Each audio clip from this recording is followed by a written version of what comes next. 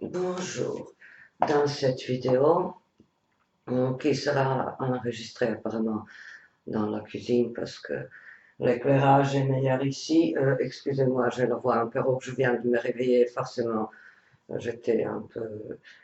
J'ai pris froid quelque part, je ne sais pas, parce qu'il a refroidi. Donc on va parler de la pleine lune qui va avoir lieu le 1er octobre. La lunaison qui remonte en surface les difficultés personnelles et relationnelles. Hélas, on a de nouveau le carré Mars-Saturne, Mars-Pluton et Mars-Jupiter aussi, donc ça se fait ressentir.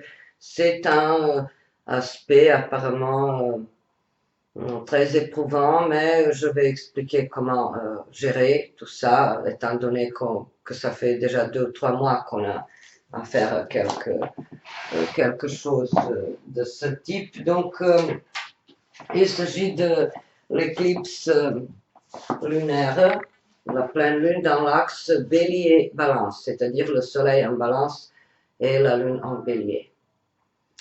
Après avoir trié lors de la précédente lunaison en Vierge, maintenant c'est le temps forcément de mettre en place et d'agir avec la Lune en Bélier. Signe combatif, masculin, énergique, fougueux, courageux, audacieux. Donc quelque chose doit être réglé au niveau événementiel. Et le Soleil en Balance possède donc son lot de tolérance, de compréhension, d'équilibre. Et il faut donc allier ces aspects un peu contradictoires comme chaque fois lors de la pleine lune, adopter tantôt les valeurs du soleil, tantôt donner la place, écouter les besoins affectifs représentés par la lune. Donc, je pense qu'on va surtout s'occuper du relationnel.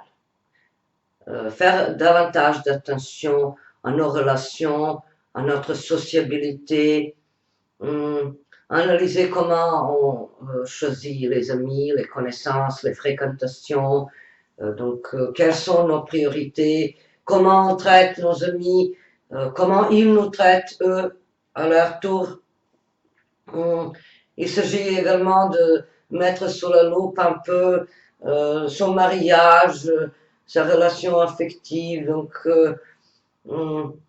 est-ce que c'est un besoin de reconnaissance, quelques principes socioculturels, ou c'est autre motif qui nous a plus ou moins rapprochés de notre partenaire. Donc, analyser tout ça et faire des conclusions apparemment efficaces pour sa propre évolution. Donc, j'en déduis qu'avec cette problématique du relationnel, on va se poser forcément, nous tous, des questions. Est-ce qu'on va mieux comme célibataire ou en tant que personne mariée en couple? Donc, quel degré de liberté mon couple m'enlève? Et quels sont les autres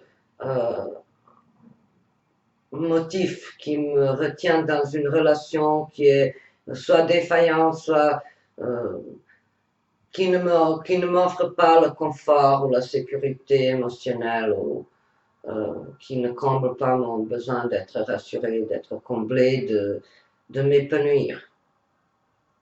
Donc vous voyez, c'est des questions nombreuses qui ressurgissent. Parfois, au niveau événementiel, ça peut être parfois la rupture, la séparation, les discussions interminables avec les critiques, les reproches, la colère, l'insatisfaction généralisée par rapport à nos relations. Donc on peut avoir l'impression qu'on est négligé, qu'on n'est pas assez aimé, qu'on est un peu trop qu'on s'est sacrifié pour son partenaire, pour ses enfants, ou que ça ne va pas. Donc se poser la question, où est ma place dans tout ça? Est-ce que je suis vraiment seulement épouse de tel ou tel, mère de tel ou tel? Donc quelle est mon essence féminine? Quels sont mes besoins sociaux dans ce couple? Est-ce que j'ai le droit à cette liberté, cette autonomie personnelle, donc exprimée par le signe du bélier? Vous voyez, donc balance c'est nous et bélier c'est moi. Donc moi est un peu bafoué au service du collectif de ce nous, fameux nous. Et je vais vous raconter une histoire que je trouve extrêmement parlante pour le carré Mars-Saturne. Elle peut également décrire le triple carré Mars à Jupiter, Saturne et Pluton, mais notamment le carré Mars-Saturne. Donc l'histoire d'un âne qui se fait presque ensevelir et engloutir par les gravats, par les pierres, les cailloux que son patron lui jette pour l'enterrer parce que l'âne était malade et ne pouvait plus travailler, ne pouvait pas bouger. Donc ils ont décidé, les hommes du village, de s'en débarrasser. Et puis ils le mettent dans un puits et commencent à jeter des pierres et du sable et tout ça. Et puis l'âne, chaque fois quand de nouvelles quantités de sable et de pierres tombaient, il secouait sa queue et puis il faisait à partir de ces pierres comme des marches d'un petit escalier pour s'en sortir. Et donc ça a duré presque toute la journée et puis le soir, le monde s'en va et l'âne commence à monter et il s'en sort et après l'avoir vu, le patron décide de le garder, de ne pas le tuer. Donc, vous voyez, c'est l'histoire très utile qu'il faut mémoriser parce qu'on va tous sentir tant soit peu comme cet âne de l'histoire. Donc, avec les contraintes liées aux normes sanitaires et autres, donc on en a ras-le-bol déjà. Et, qu'est-ce qu'on va faire avec cette sensation de ras-le-bol? Alors la question qui se pose, comment utiliser le mieux la résilience? C'est le mot-clé de cette éclipse lunaire. La résilience. La résilience, c'est cette âme qui, après avoir éprouvé les difficultés énormes et le danger mortel, et donc des situations qui le menaçaient concrètement, il en a fait le tremplin pour s'en sortir et pour survivre. Donc, qu'est-ce qu'on a appris lors du confinement? Est-ce qu'on a appris à être un peu mieux avec nous-mêmes, en solitude, entouré de contraintes sociales nombreuses et asphyxiantes? Donc, quelle morale et quelle leçon on peut tirer de toutes les épreuves sociales qui nous ont guettés plus ou moins ces derniers temps? Donc, c'est à vous de voir si vous avez appris à apprécier davantage le confort de votre maison, quelques plats délicieux, quelques repos, quelques moments de plaisir avec vos proches, avec vos amis. Donc, est-ce que vous avez appris à accorder davantage de temps et d'énergie aux choses essentielles et importantes pour vous, au lieu de courir frénétiquement après les plaisirs mondains, donc représentés par la balance? Donc, où est l'équilibre entre le statut social, l'image est narcissique plus ou moins, et les besoins élémentaires de notre être? Vous voyez de quoi je parle. Donc, on va examiner apparemment nos valeurs, se poser la question, donc, qu'est-ce que je recherche à partir d'une relation? Est-ce que c'est la passion uniquement ou la sensation de sécurité, ou la valeur sociale que le couple dégage ou que le monde accorde à ce couple? Donc, est-ce que c'est la durée, c'est l'engagement, c'est la loyauté, c'est la fidélité? Donc, toutes ces questions pourraient être observées d'une façon approfondie. Ou c'est l'événementiel qui met sur notre route une situation plus ou moins ingérable qu'on doit trancher. Pour de nombreuses personnes, il s'agira de la nécessité de couper les liens avec l'entourage qui saoule, qui phagocyte le monde qu'on ne juge pas assez à la hauteur de nos critères. Surtout ça. Ou le monde superficiel. Donc, la résilience veut dire se rebeller, mais d'une façon pacifiée et pardon, de façon pacifiée et constructive. Donc, pardon, lors de ces pleines lunes, on a tous l'impression que ce miroir qui nous est offert en tant que l'image de l'autre est déformé. Donc, on voit en l'autre une projection déformée de nous-mêmes. Quelque chose est décalé. Chaque fois, ces pleine lune exacerbe la sensibilité et l'humeur est irritable souvent. Donc, il y a une montée d'impuissance face à la réalité, la sensation subjective d'être submergé par quelque chose de désagréable, d'inutile. Voilà. Et donc,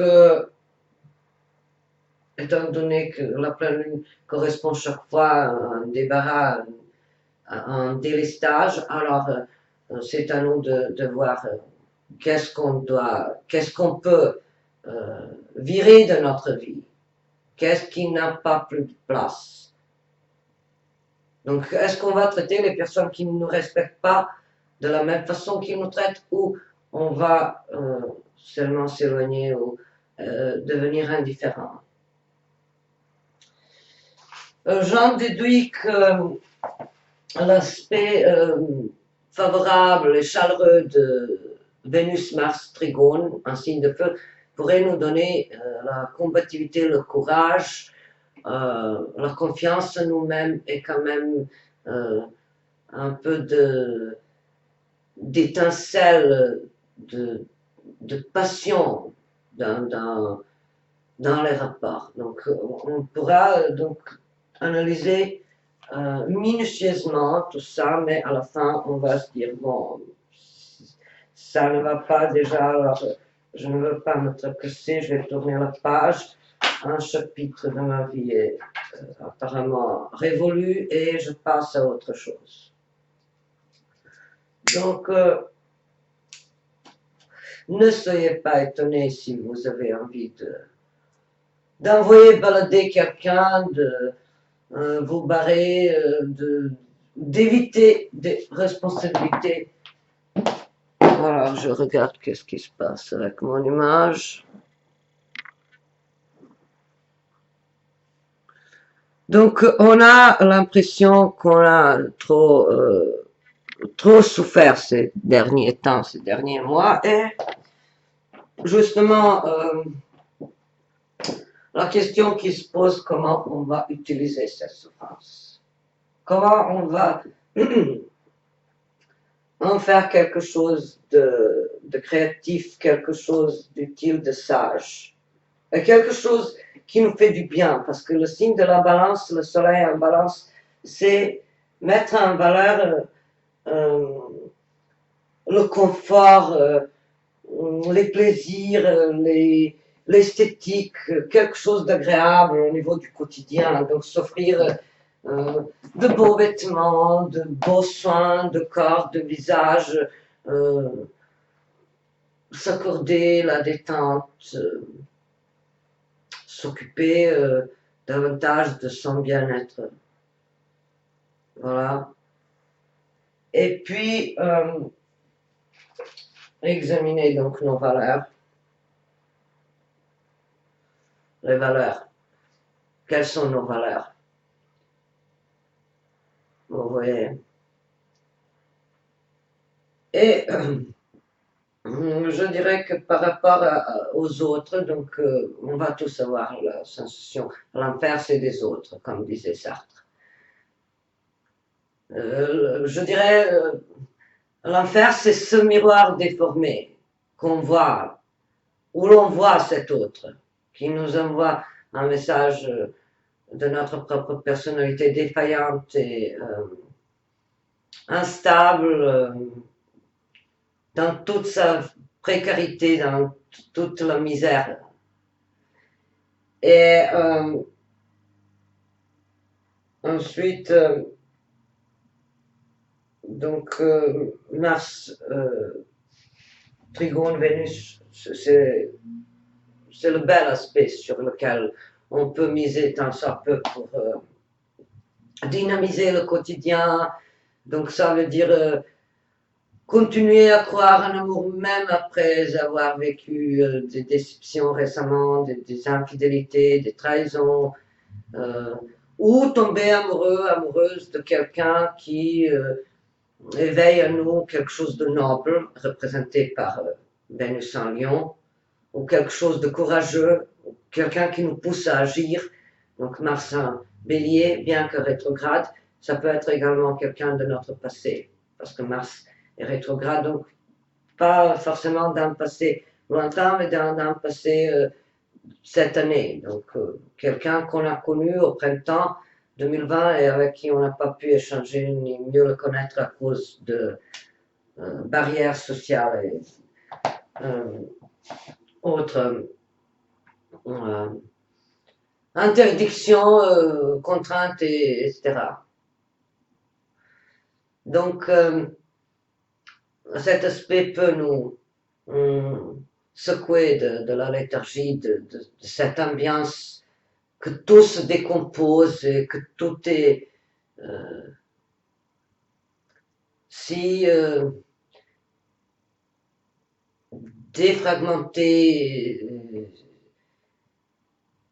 parce qu'on a trop analysé forcément pendant la période précédente avec la lunaison en Vierge, avec le Soleil en Vierge. Donc on est maintenant dans une vision de vie toute parcellée, toute fragmentée, vous voyez, et on n'arrive pas à se focaliser sur la totalité des choses. On ne voit pas bien la totalité de nos aspirations, de nos ambitions, de notre véritable place au sein de la société, au sein du couple. Donc, surveillez la colère, l'impulsivité, l'irritabilité. Ne vous défoulez surtout pas sur votre partenaire, sur vos enfants, sur vos proches. Si quelque chose de négatif comme émotion commence à vous déborder, à vous engloutir, soyez comme l'âne qui a su se sauver justement à partir et à cause des obstacles. Donc les obstacles devraient vous élever et non vous enterrer. Voilà. Donc, j'en déduis que la morale, c'est de devenir plus indulgent envers soi-même avec ce soleil en balance. C'est donc se dire je mérite mieux. Je mérite quelque chose de bien. Je mérite le succès, je mérite le respect, je mérite l'attention. Et donc, après,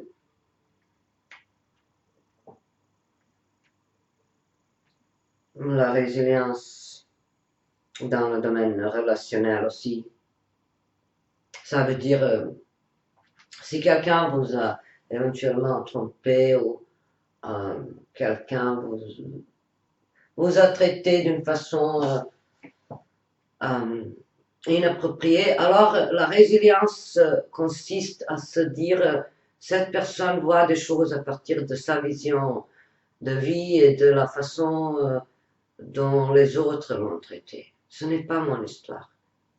Je n'ai rien à foutre. Si quelqu'un voit en moi une personne qui n'est pas digne de respect, qui ne mérite rien, c'est son problème. C'est qu'il voit qu'il ne vaut rien. Et c'est parce que les autres le lui ont dit. Donc, la résilience, concrètement, dans cette période, consiste à se dire je n'ai absolument rien à foutre avec la façon dont les autres me voient, ce qu'ils pensent et comment ils aperçoivent la réalité, c'est leur réalité, pas la mienne. Qu'ils la déforment, qu'ils l'embellissent, qu'ils l'enlaidissent, ça ne me regarde pas. J'existe, je vis, je m'affirme à partir de mes valeurs et de mes critères. C'est ça la résilience. Donc, ne prenez pas les choses trop personnellement. Ne prenez pas les commentaires, les remarques, les opinions des autres de façon exhaustive. Qu'ils fassent ce qu'ils veulent, qu'ils disent ce qu'ils veulent, tout simplement. C'est pas votre souci. Vous pouvez bien évidemment décider de vous éloigner, de partir, de couper les liens toxiques, mais n'essayez surtout pas de corriger, de persuader qui que ce soit que vous êtes une personne vaillante, honnête, sociable ou je ne sais pas quoi. Donc, lâcher prise, c'est chaque fois l'impératif de la pleine lune. Parfois, on claque la porte, on s'en va, parfois, on s'en va dans l'indifférence et le silence total. Donc, c'est ça. Et j'ai ici une citation en italien que j'ai sortie justement pour décrire cette pleine lune dans l'axe balance-bélier. Occorre sbarazzarsi del cattivo gusto di voler andare d'accordo con tutti, le cose grandi ai grandi, gli abissi ai profondi, le finezze ai sottili, les rarità ai rari.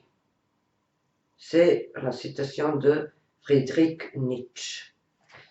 Donc en français, ça veut dire il faut se débarrasser du mauvais goût de vouloir être d'accord avec tout le monde.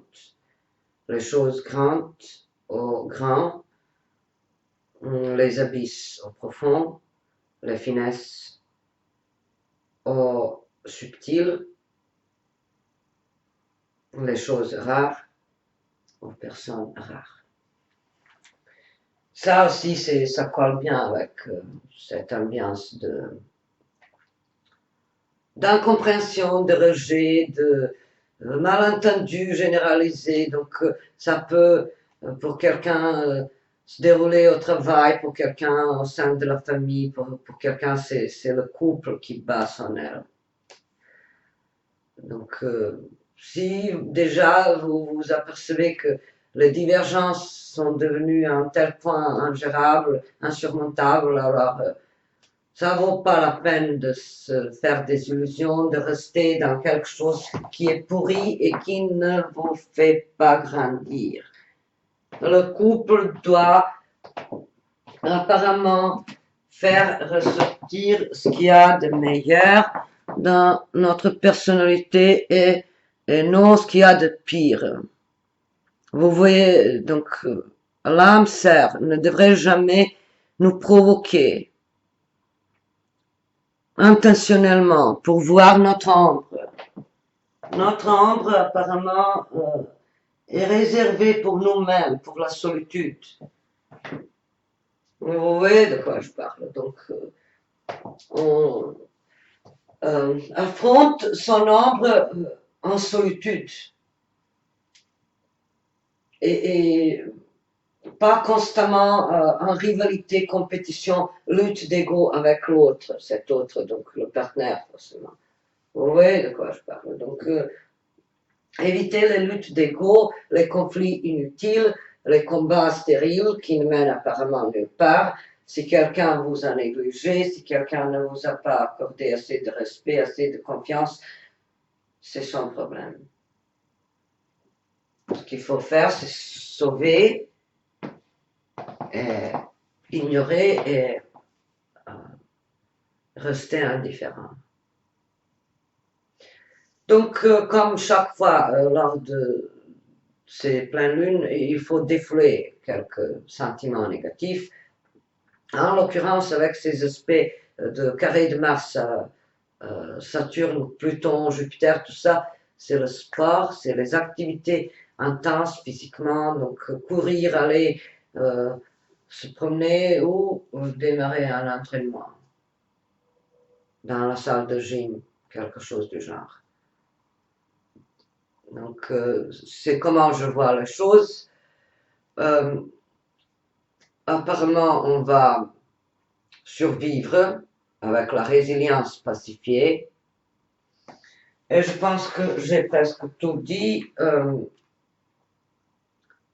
Donc, on a le droit de se rebeller, mais de se rebeller de façon constructive, pacifiée, et en écoutant, en auscultant les besoins affectifs de notre personnalité. Donc, utiliser la résilience, ça ne peut pas nuire, ça va vous préserver de plein d'ennuis dans cette vie. C'est constructif, c'est productif, et vous seriez forcément fier de vous-même si vous utilisez cette résilience, alors que si vous utilisez uniquement la colère sauvage, si vous faites le désastre autour de vous, le vide, donc si vous détruisez uniquement les relations, alors vous pourriez à la fin vous sentir un peu frustré, vidé, déçu, perturbé, quoi. Mais avec la résilience, vous voyez plus clair dans vos objectifs. Vous vous dites, si cette personne, ces questions donc, ne me sont pas utiles, je m'éloigne, je les ignore, je m'en vais, je cherche ce qui est le mieux pour moi. Voilà, j'espère que je vous ai donné quelques conseils judicieux pour optimiser cette lunaison particulièrement difficile au niveau relationnel. Donc c'est le 1er octobre, ça va se faire ressentir pendant quelques périodes, un peu avant, un peu après, mais vous allez y aboutir. Donc à très bientôt pour d'autres vidéos vêtements et astrologiques. Je vous souhaite une bonne pleine lune dans l'axe Balance Bélier. Activez-vous, secouez-vous et à très bientôt. Bonne journée.